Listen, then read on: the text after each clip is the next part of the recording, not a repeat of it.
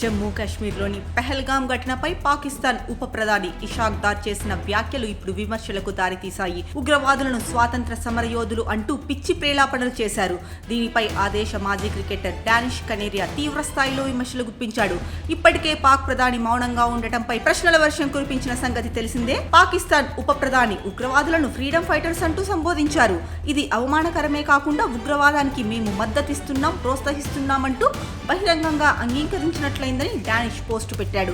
ఇప్పటికే పాకిస్తాన్ ఉగ్రవాదులను కాపాడడంతో పాటు ఆశ్రయం కల్పించడంపై డానిష్ సోషల్ మీడియా వేదికగా ప్రశ్నిస్తూనే ఉన్నాడు. తాను పాక్ లేదా ఇక్కడి ప్రజలకు వ్యతిరేకంగా వ్యాఖ్యలు చేయడం లేదని స్పష్టం చేశాడు. నేను ఇక్కడ పాకిస్తాన్ లేదా దేశ ప్రజలకు వ్యతిరేకంగా మాట్లాడడం లేదు. ఉగ్రవాదం చేతిలో పాక్ తీవ్రంగా బాధపడుతోంది. శాంతి కోసం నిలబడే నాయకత్వం అవసరం ఉంది. ఉగ్రవాదులకు ఆశయం కల్పించేవారు కాదు. నేను గర్వంగా పాక్ క్రికెట్ జెర్సీని ధరించా, మైదానంలో నా చెమటను చిందించా. చివరికి నన్ను ట్రీట్ చేసిన విధానం కూడా పెహల్గాం బాధితులకు భిన్నంగా లేదు. హిందూగా ఉన్నందుకే లక్ష్యంగా మారా.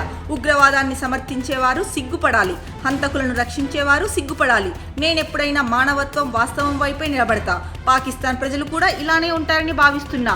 వారిని తప్పుదోవ పట్టించొద్దని సుదీర్ఘమైన పోస్టు పెట్టాడు.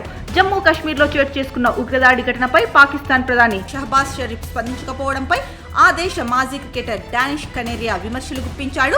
ప్రధాని షరీఫ్కు వాస్తవం తెలుసంటూ వ్యాఖ్యానించాడు. ఉగ్రవాదులను పెంచి పోషిస్తున్నట్లు పేర్కొన్నాడు.